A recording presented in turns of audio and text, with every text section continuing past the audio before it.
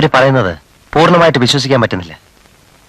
എവിടെയോ എന്തോ ഒരു ലൂപ്പ് ഹോൾ, ഒരൊറ്റ ലൂപ്പ് ഹോൾ ബാക്കിയിട്ടിട്ടാണ് ആ സ്ത്രീ സംസാരിക്കുന്നത്. I have my own doubts.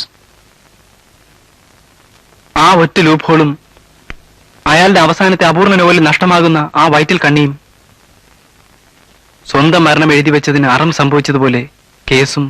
അങ്ങനെ സംഭവിക്കില്ല. തോൽവിയുടെ മുഖം കണ്ട് ഫ്രസ്ട്രേറ്റഡ് ആകാൻ വേറെ ആളെ നോക്കണം.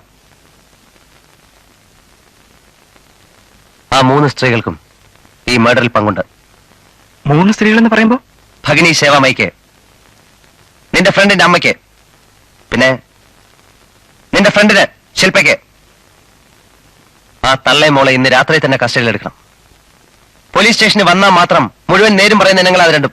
ചേട്ടാ, ശില്പ അവളെ എനിക്ക് ഒന്നുകൂടെ ക്വസ്റ്റ്യൻ ചെയ്യണം. അമ്മ ഒളിച്ചു വെക്കാൻ ശ്രമിക്കുന്ന ആ ഒരു ക്രൂഷ്യൽ പോയിന്റ് ചിലപ്പോ ആ പെണ്ണിന്റെ കയ്യിൽ നിന്ന് എനിക്ക് പോയിച്ചെടുക്കാൻ സാധിച്ചേക്കും. ആ സ്ത്രീ ഡീപ്പാണ്.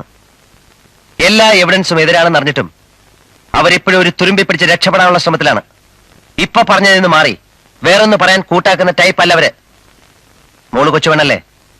പോലീസ് മുറയിൽ ശരിക്കുള്ള ഒരൊറ്റ ഇന്ററോഗേഷനിൽ ആ പെണ്ണിന്റെ കയ്യിൽ നിന്ന് സത്യം പുല്ലുപോലെ പുറത്തു വരും. ശില്പയെ അറസ്റ്റ് ചെയ്യണ്ട ചേട്ടാ. വേണേൽ ഇവിടെ വിളിച്ചു വരുത്തി. പോരാ, പോലീസ് സ്റ്റേഷന്റെ ഭിത്തി കണ്ടാലേ ചിലർക്ക് സത്യം പറയാൻ നോക്കൂ. ആ കുട്ടിയെ വെറുതെ ഉപദ്രവിക്കുന്ന കഷ്ടമാണ് ചേട്ടാ. എപ്പോഴും ചിരിച്ചു കാണുമെങ്കിലും ഉള്ളിൽ എപ്പോഴും കരയുന്ന പെണ്ണാണ് അവൾ. എനിക്കറിയുന്ന പോലെ വേറെ ആരും അവൾ അറിഞ്ഞിട്ടില്ല. നീ പറയുന്നത് നിന്റെ സെന്റിമെന്റ്സ്, എനിക്കത് കാണാൻ സാധിക്കില്ല. ഇപ്പൊ ഈ സ്റ്റേജില് ഭഗിനി സേവാമായി കസ്റ്റഡിയിലായെന്ന് കണ്ടപ്പോ അവരിൽ നിന്നെങ്ങാനും സത്യം ലീക്ക് ചെയ്താലോ എന്ന് ഭയന്ന് ഡീറ്റെയിൽഡ് ആയിട്ട് ആലോചിച്ചുറച്ച 2 വേറെ വേറെ കഥകൾ പറഞ്ഞ് എന്നെ വഴിതെറ്റിക്കാനുള്ള ശ്രമത്തിലാണ് ആ സ്ത്രീയും മോളും. അത് നടക്കില്ല.